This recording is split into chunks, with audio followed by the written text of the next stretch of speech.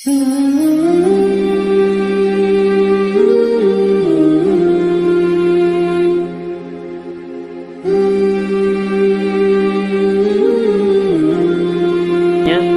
ke tadi subuh saya coba uraikan.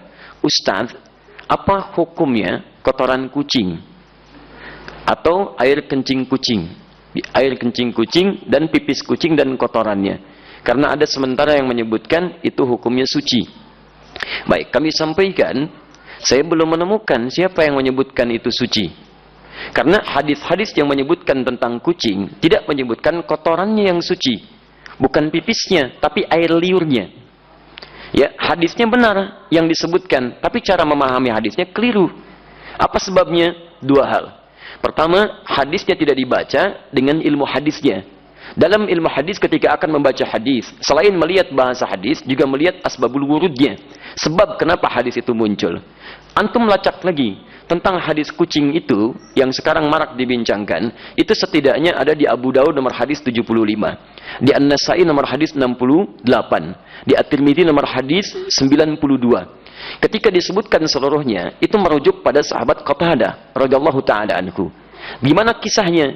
Kisahnya ketika beliau berkunjung ke rumah anaknya, kemudian akan berwudu, menantunya melihat akan berwudu, air yang digunakan dijilat oleh kucing sebelumnya. Begitu dijilat, tetap air wudu itu digunakan oleh beliau. Menantunya bengong. Kata beliau, kenapa engkau bengong seperti itu? Maka dijelaskan oleh beliau, keluarlah kalimat itu. Innaha laisat binajasin wahiyya minat tawafina alaikum.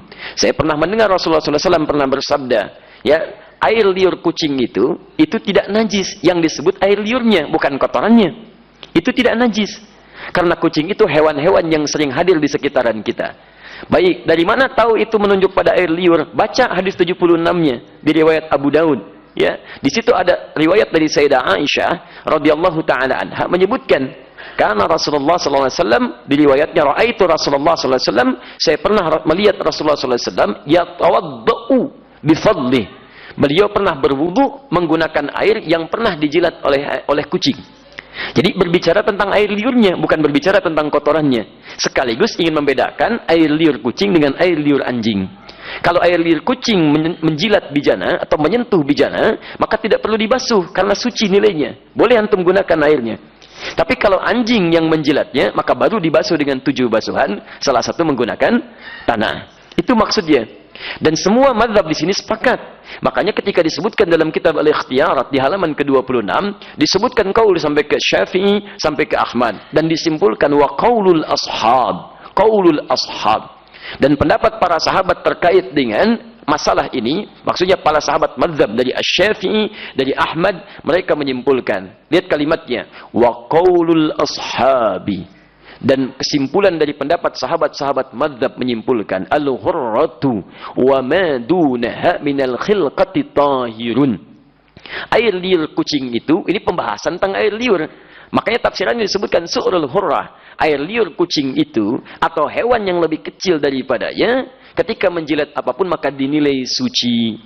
Kapan tiba-tiba muncul keterangan jadi, maaf, air pipis kucing? Nah, itu kitab pernah disalin lagi teman-teman sekalian. Tapi salinannya tidak melihat kepada manuskrip, ada pecahan-pecahan. Ketika disalin itulah muncul versi kitab, berubah dari kata qaul jadi baul. Baulul hurrah. Asalnya qaulul ashab fil hurrati. Qaulul ashabnya hilang jadi baulul hurrah. Baul itu artinya air pipis. Maka berubah terjemahan. Air pipisnya kucing itu suci. Dari sini bencana mulai muncul. Nah, di teman-teman sekalian itu asalnya bersumber dari kitab yang dibaca salah salin dan tidak merujuk kepada manuskripnya. Dan nggak apa-apa, kan namanya manusia. Manusia itu kan bukan malaikat. Kalau malaikat itu tidak kenal salah. Lawannya setan. Setan tidak kenal benar. Malaikat disebutkan 88 kali di Quran, setan 88 kali di Quran. Ya, saya bukan malaikat. Jadi kalau saya salah wajar.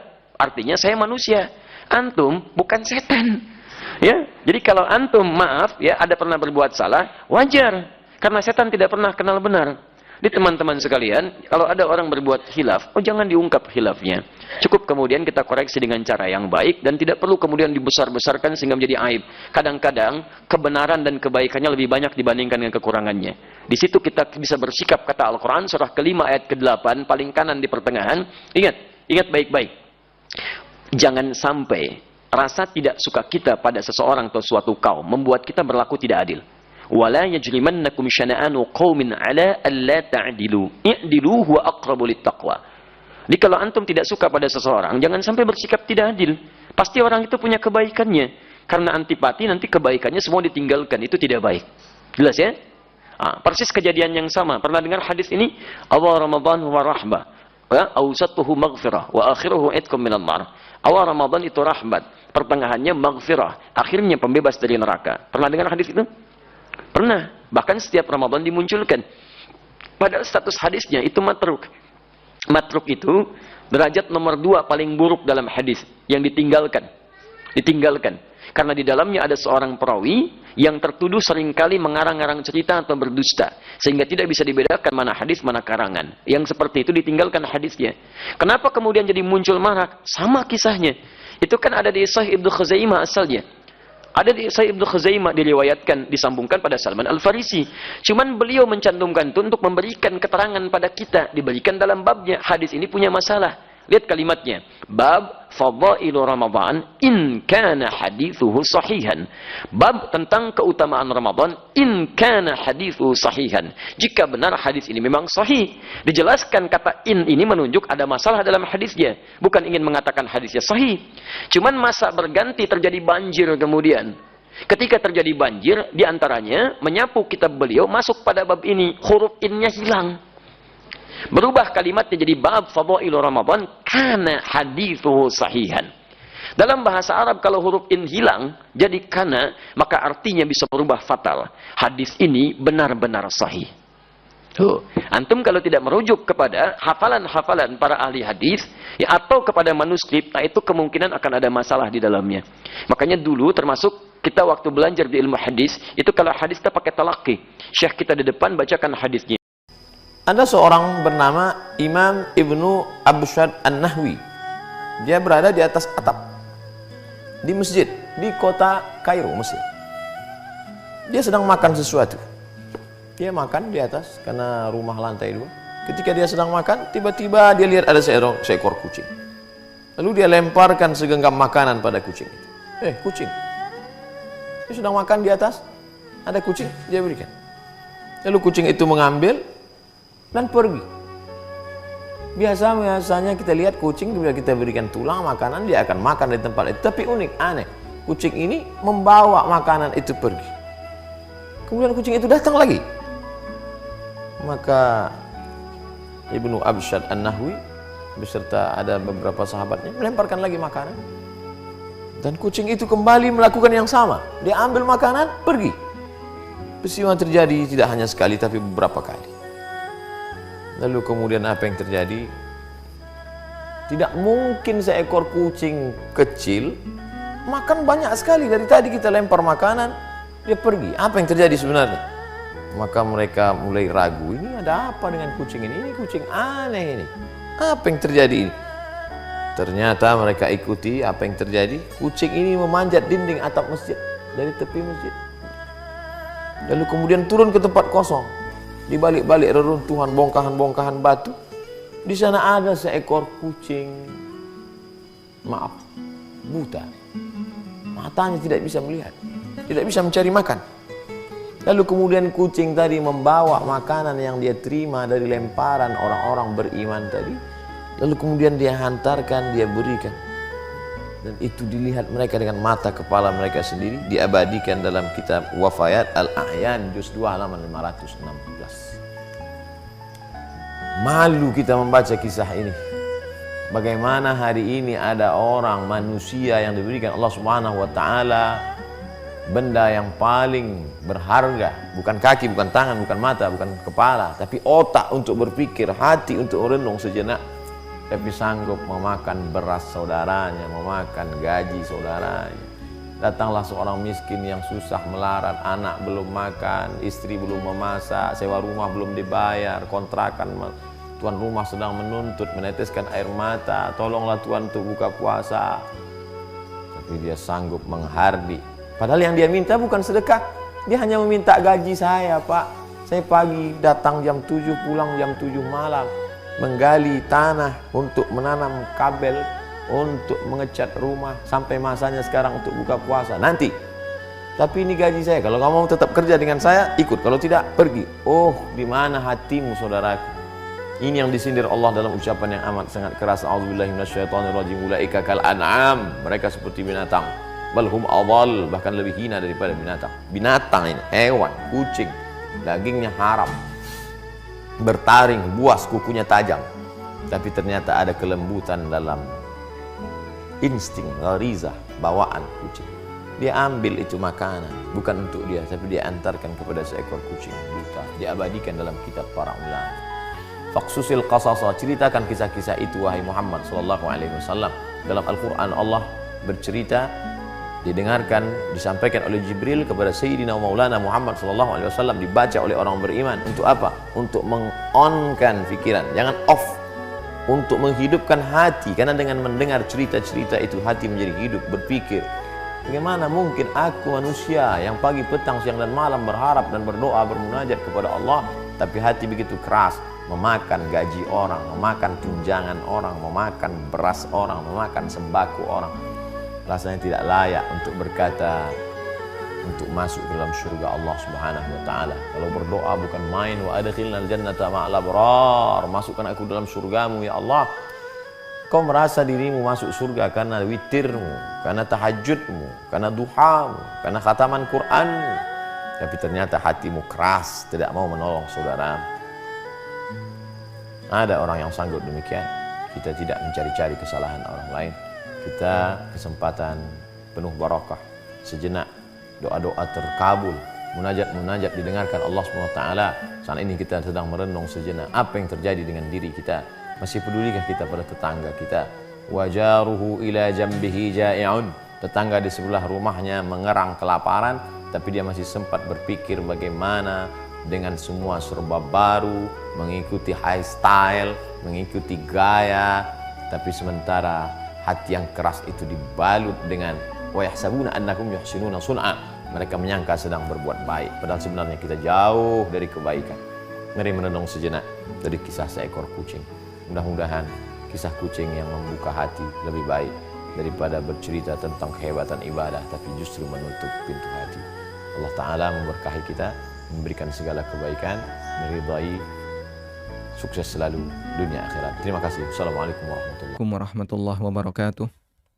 Alhamdulillah wassalatu wassalamu ala Rasulillah wa ala alihi wa sahbihi wa mawalah. Ada pertanyaan, apa keutamaan memelihara kucing dan benarkah ketika orang memelihara kucing maka dosa-dosanya akan diampuni? Pertama yang perlu kita perhatikan bahwa dalam Islam memelihara kucing hukumnya diperbolehkan selama haknya ditunaikan.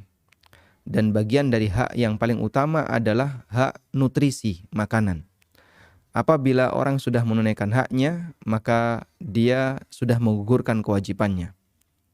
Salah satu di antara dalil bahwasanya haknya wajib ditunaikan adalah sebuah hadis yang diriwayatkan oleh Bukhari Muslim dari sahabat Ibnu Umar radhiyallahu anhuma.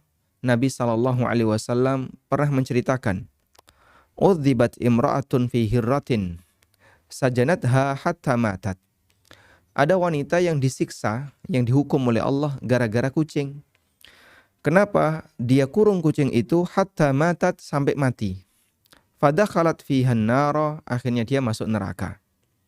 La hiya at'amatha, dia tidak kasih makan kucing itu. Wala saqatha, dia tidak kasih minum kucing itu. Idh habasatha, ketika dia kurung kucing itu. Wala hiya tarakatha ta'kulu min khasyasil ardi, dan kucing itu juga tidak dilepas sehingga dia bisa makan serangga-serangga yang ada di permukaan bumi. Baik. Dari hadis ini kita bisa melihat bahwa orang yang memelihara kucing tapi tidak menunaikan haknya sampai akhirnya kucing itu mati atau sakit, maka orang itu berdosa karena ini termasuk di antara bentuk penyiksaan terhadap binatang. Kemudian berkaitan dengan status kucing sendiri, ini adalah hewan yang suci. Dan Nabi SAW mengizinkan kaum muslimin untuk kemudian bersinggungan dengan kucing karena dia bukan hewan yang najis. Disebutkan dalam hadis yang diriwayatkan oleh Abu Dawud dan yang lainnya, anna mra'atan arsalat biharisatin ila Aisyah. Ada seorang wanita yang mengirimkan makanan bubur kepada Aisyah radhiyallahu anha.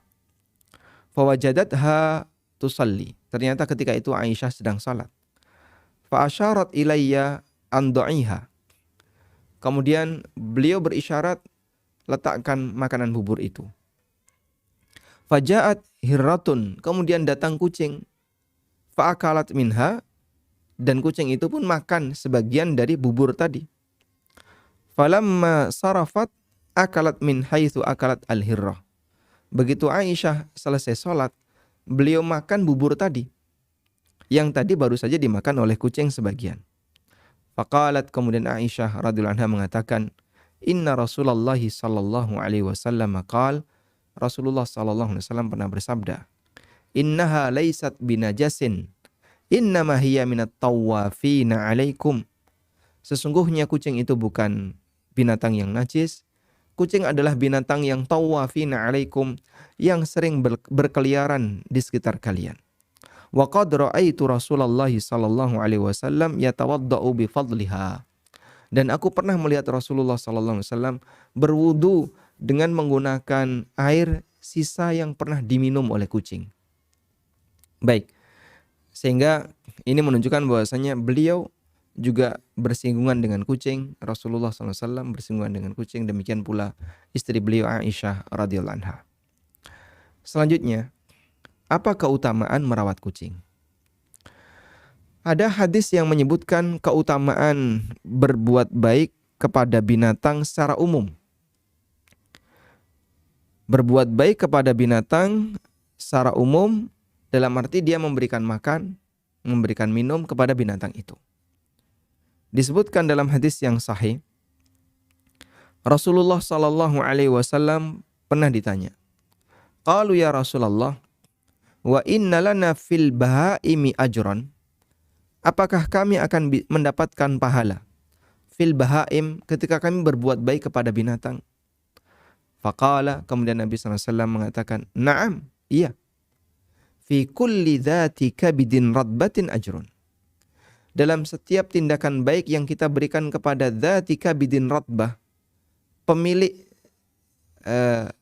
liver yang basah, maksudnya adalah makhluk hidup. Setiap perbuatan baik yang kita berikan kepada makhluk hidup, ajrun, di situ ada pahalanya. Dan hadis ini sahih, ya, diriwayatkan oleh Bukhari dan yang lainnya. Sehingga ketika seorang muslim dia berbuat baik kepada binatang secara umum, maka dia mendapatkan pahala. Dan ini tidak hanya terbatas pada kucing. Bisa kucing, bisa kambing, atau binatang-binatang yang lainnya yang ada di sekitar kita. Maka saat Bapak Ibu punya binatang yang dirawat, kelinci kah, kucing kah, atau binatang yang lain yang Anda rawat, dan itu termasuk binatang yang halal untuk dirawat, boleh untuk dirawat, Anda ngasih makan ke dia, berbuat baik kepada dia, termasuk di antara bentuk amal saleh. Termasuk di antara bentuk amal saleh. Ada nilai pahala di sana. Baik. Karena itu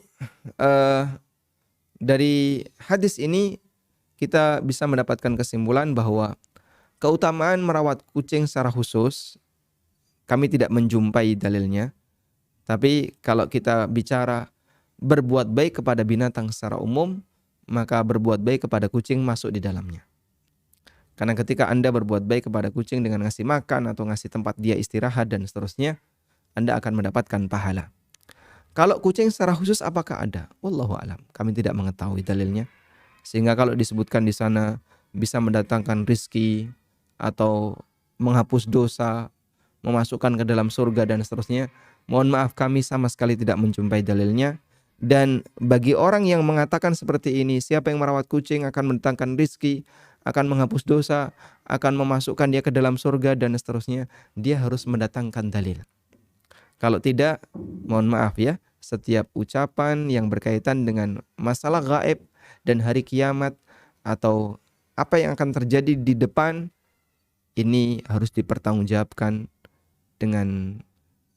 dipertanggungjawabkan di hadapan Allah. Kalau dia tidak punya hujjah, maka bisa jadi masuk dalam kategori rajman bil ghaib, menebak-nebak hal yang gaib, dan itu dalam Islam dilarang. Demikian, wassallallahu ala nabiyyina Muhammadin wa ala alihi wa sahbihi wasallam, wa akhiru da'wana anil hamdulillahi rabbil alamin.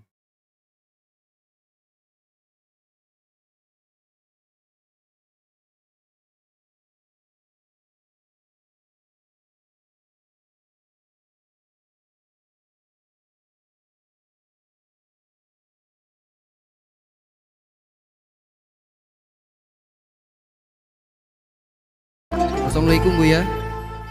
Assalamualaikum. Saya hamba Allah ingin bertanya, apakah najis atau tidak ya kalau kucing digendong ataupun tidur di sisi kucing? Soalnya kalau buang air kecil sama kotorannya tidak dibasuh, otomatis kan najis. Mohon bimbingannya Buya. Mulai dari zaman Nabi Adam sampai hari ini, dari barat, timur, utara, selatan, tidak ada kucing kalau habis buang air lalu ada yang nyepokin, nggak ada.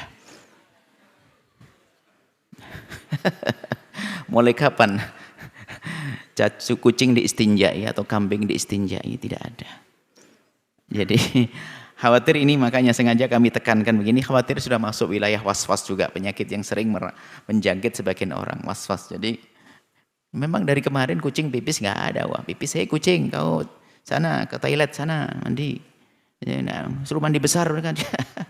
Tidak ya, hamba Allah. Anda kayaknya sudah khawatir kena ini, maka saya gelitik begini ini biar sandar. Biasa enggak aja. Jadi pada zaman Nabi itu minat tawafat. Ya dianggap tawafin, itu dianggap termasuk makhluk yang biasa mondar-mandir, dan kalaupun seandainya kita menggendongnya enggak ada masalah, sebab najis tidak akan pindah kecuali basah dengan basah. Itu pun di wilayah yang terkena najis. Kalau bulunya tidak, bulunya masih nempel, kita pegang enggak ada masalah. Nah, kemudian Anda menggendong, tidak ada masalah. Nah, tapi nanti itu bagian itunya akan nyentuh saya. Kering dengan kering nggak ada masalah. Kering dengan kering nggak ada masalah. Jadi Anda jangan terlalu ke bawah, ke was-was ke sana, ya. Nah, jadi digendong tidak akan pindah kepada tangan Anda najisnya, najis dari bekas buang kotorannya. Biarpun dia tidak pernah istinja, dia nggak mengerti bagaimana istinja, maka tidak usah istinjaan kucingnya ya. Apa-apa. Jadi kalau Anda gendong boleh, kambing pun juga tidak istinja kok ya, dan seterusnya. Burung tidak istinja ya, semuanya tidak istinja, asalkan ingat kaidahnya, asalkan kering dengan kering tidak akan memindahkan najis. Tapi kalau ternyata tangan Anda basah kemudian menyentuh bagian mohon maaf tempat buang airnya, kesentuh lubang belakangnya kucing, kesentuh begitu, maka itu baru dihukumi Anda terkena najis. Seperti itu. Karena Anda menyentuh wilayah yang yakin pasti najis, karena setiap itu pasti pernah keluar kotoran. Tapi kalau kering dengan kering bersentuhan tidak akan memindah najis, itu Anda pahami, biar nyantai nanti gendong kucing jadi ya, cuman ya jangan digendong-gendong terus itu kucing, gendong anak saja ya. Itu saja. Semoga Allah menjaga semuanya dari penyakit was-was.